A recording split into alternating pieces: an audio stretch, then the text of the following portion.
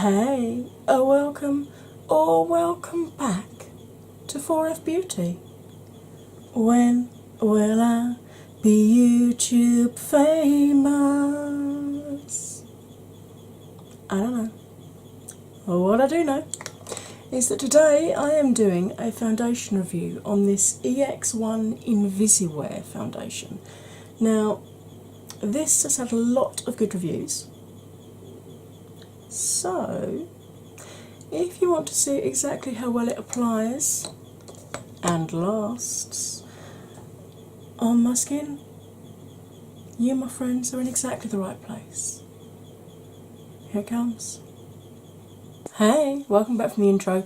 Yep, I'm doing things a little bit different today. I've already got my eyes on because I was working with a loose pigment. So, I've probably already shown you this, but today I am trying out this EX1 Invisiwear even. God, I can't even speak today, it's a good start, isn't it? Now, I'd wanted to try this because I'd heard lots of good things about it, but I'd also heard that it was aimed primarily at people with yellow or golden undertones, and of course I'm neutral verging on cool, so I was really worried about how this would actually work for me. But this is shade 1.0 because I actually messaged them and I said, like, I'm neutral cool, really want to try it, are there any of your shades that would fit for me, and sent them a couple of pictures, and they suggested this shade 1.0, so I'm going to give it a go. I got my Pokemon phone case, so let's get this. I will admit I have actually used this once already, that's why it was already pumping straight out. So you can see it's a really quite a firm one, and as you can see it's actually an airless pump, so that's great because you can always tell how much of the foundation you've got left. So I have found from experience that this applies best with a damp sponge. This is the Beauty Bakery Blending Egg, which at the moment is my favourite sponge to use. I really need to invest in some more of these. Let's get you zoomed in. My face has been washed, moisturised.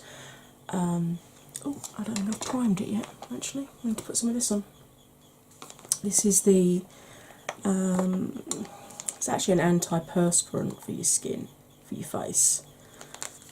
Because the long-term viewers will know side effects of pain and medication for chronic pain means that I end up with a very sweaty face indeed. So if I don't use this, I end up with no makeup on at all, usually in about an hour. So, lobbed a little bit of that on. Must remember this time to be careful. I'm so used to doing this where I do my eyes last that I have to remember not to sweep this across my eyes, because I normally do carry it across them just for the hell of it, really. How's your day been so far? Hope it's been a good one. We went to a wedding, family wedding, well, I missed my family wedding. I missed my brother's wedding that I've been talking about for how long now? I got that horrible sort of gastroenteritis-y bug thing that was going round. It was like, yeah, you couldn't have chosen a worse week to hit me. I literally came down with it the day before the wedding, so yeah, I was not very happy about missing that at all. And then the following weekend we had a wedding of one of my husband's school friends that he's known since at least secondary school, if not primary school. So I was actually well enough to attend that one, but obviously given the two I would much rather have gone to my brother's, but you know, thanks for that, Mr. Bug. Right, so let's get you zoomed in. And let's put some of this on my face. There's been a lot in the press about this recently. And by press I mean like, you know, Cosmo and beauty articles and stuff, saying about how good it is. And like I said, I will admit I did put some on the other day just to make sure it was the right shade, because the last thing I want to do is do a tutorial with a shade where I look like an Oompa Loompa again. I've had that issue before, haven't I, with a couple of foundations. And I thought, if I'm going to look like an Oompa Loompa, I need to do it on a day when I'm not going to go anywhere. And I do have to go somewhere today, so I don't know, if it's going to make me orange, I'm not going to wear it. So you can get it from Boots. It's not very expensive in terms of, you know, foundations and stuff, I think. I got it in amongst a load of other stuff and had loads of 3 for 2 deals and stuff, so I can't really remember how much it was, to be honest. If I think on, I'll look and I'll annotate the screen somewhere as to how much it is. So you can see that's the first layer on, which, I mean, to me that's kind of light medium, because you can still see, you know, you can still see my dark circles and you can still see my moles. So let's build it up a little bit in areas where I need just a little bit more coverage.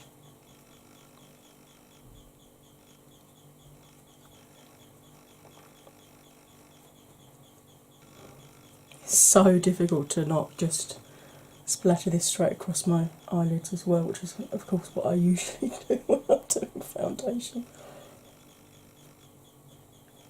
But as I said, working with loose pigments, I thought, no, I'll do my foundation afterwards just in case.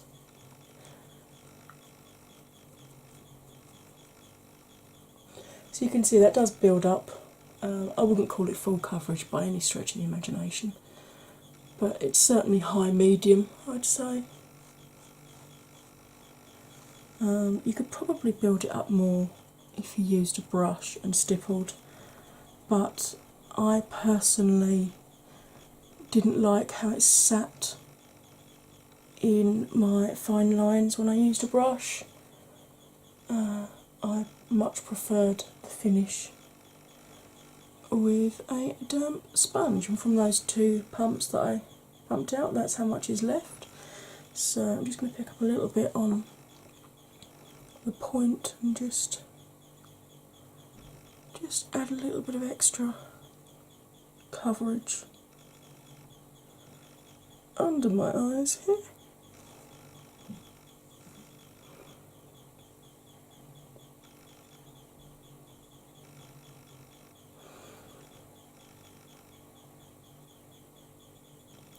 I mean, this applies really nicely, and you can see it blends out so quickly as well. So you can see I used nearly all of the 2 pumps there. I mean, I could have got away with 1 pump if I'd left it at just the first layer that I'd put on, but I wanted to show you how it builds for those of you who want a higher coverage. And I'm going to go in with my Revolution Conceal and Define in C1. Now I'm nearly at the bottom of this one, I'm actually at the dregs of it, so I've actually taken out the little rubber bung at the top so that I can make the use of all of the product. I've got a spatula in the other room and I shall just scrape the sides down, but you can see there's still actually a reasonable amount in there to use. So, and it doesn't leak. I actually stayed over at my mother-in-law's at the weekend and took some basic makeup with me, and I took that forgetting I'd taken the bung out, and it didn't leak at all. So probably helps that it's quite a viscous, quite a thick product. but I do like it. I've actually got the Conceal and Define foundation on order. I'm just waiting for it to arrive. I ended up having to buy it from Superdrug because I needed to get a lot of filming done on the day that it launched, and it wasn't on Revolution by 9 o'clock. I'd been up since like 5 o'clock because hubby was on an early that day, so I'd been like refreshing the page every sort of 10 minutes since 5 o'clock. And when 9 o'clock got there and it still wasn't there, I'm like, really? And then 10 o'clock came around and it still wasn't there, and I'm like, seriously, I've got to get some filming done before hubby comes home at 3:30. So it was live on Superdrug, so I ended up buying it from there. But a friend of mine ordered it from the Revolution site the day after I ordered it from Superdrug, and she got hers yesterday, and mine still hasn't arrived yet. So to say I'm a little bit peeved is an understatement, because obviously I want to get these reviews up as promptly as I can for you, particularly when it comes to new products like that on the market and new foundations, particularly when it's really good value foundations, because that's what, £9, and you get just under an ounce. So if it performs as well as the concealer does, I'm going to be a very happy girl. Because as you know, I'm on a self-imposed Tarte embargo. There will be some videos where I'm doing Tarte foundations for you, because I've got foundations that I bought before I self-embargoed myself. Self-embargoed myself. Really, I need more coffee, clearly. I've just set up with a bit of Coty Airspun to stop it from creasing. And it is currently 11 o'clock, so we'll call that the check-in time for this. I need to go back over to my other film that I did this on and finish off my under eyes. So I will be back just shortly with all the rest of my face done, just to show you how all the face products and everything blended on top of this. So I'll be right back. Hey, I'm back. As you can see, I have now done my under eyes and the rest of my face. It's now 20 past 11, so this has literally only been on for 20 minutes. Of course, it still looks absolutely fine. I will, of course, attempt my 2 check-ins, one around 5 or 6 hours, and one at around sort of 10-11 hour mark, just so you can see how it would wear through the day on my oily combo skin. So, I've got a few hours to wait, but in YouTube land, you're going to see the first check-in right now. Hello, hey, oh, that was the husband. Hey, time for the first check-in. That's alright, love. It's currently 5:15. This has been on about 6 hours now. So let's have a zoom in and see how it's looking. As you can see, I've stuck my hair up in a ponytail because I was getting very hot. Hasn't settled in those fine lines at all, or in the Hulk just here. Still looking nice and hydrated under the eyes, that's good. Doesn't appear to be splitting too much round the nose. Top lip's still fine, chin still fine, cheeks, everything's still where it should be. As always, because I've got deep set eyes, I have got some transfer of pigment up onto the upper lid, but you only see that when my eyes are shut anyway. I get that with pretty much all shimmers anyway, simply because my eyes are so deep set. So far, at the 6 hour mark, this is doing remarkably well, and you can tell that I obviously got hot and sweaty, which is why I put my hair up in this ponytail. So it's coped well with me getting a bit whoo. So I will wait a few more hours, and I'll come back for the second check-in, which for you, of course, is instant. Hey, welcome back to the final check-in. Okay, it is nearly 11 o'clock, so this has actually been on nearly 12 hours now. So let's zoom in and see how it's doing. I mean, from a distance, it looked great. Let's have a look close up.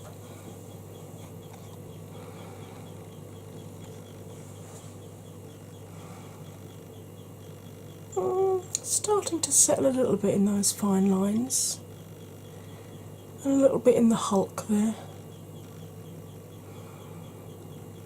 A little bit dry under my eyes, but not too bad. This loss of foundation here is where I had my glasses on earlier, so you know, a little bit of caking and a little bit of loss of coverage here and here, but then that's the places that I struggle most, so I'm not surprised. Starting to wear on the top lip there, settling a bit into the smile lines, wearing off with the chin. Cheeks still look good, all the products are still in place, highlight's still beaming as you can see, and as you can see, no fading from the eyeshadows. Right, bearing in mind I normally check in 2 hours earlier than this. Do I like this? Yeah, I really do. It's a cost-effective drugstore foundation, goes on well, lasts really well. I mean, at the 5-6 hour mark, if I'd blotted powder and more setting spray, probably would have lasted even better than it has. But as you know, for foundation reviews, I don't touch it at all. I don't blot, I don't add extra powder. The only thing I do is touch up my lippy if it needs it. And clearly it's 11 o'clock at night, I'm about to take all this off, so I'm not going to be topping up my lippy. All told, do I like it? Yep, that gets a 2 thumbs up from me. Hopefully this video would get a thumbs up from you.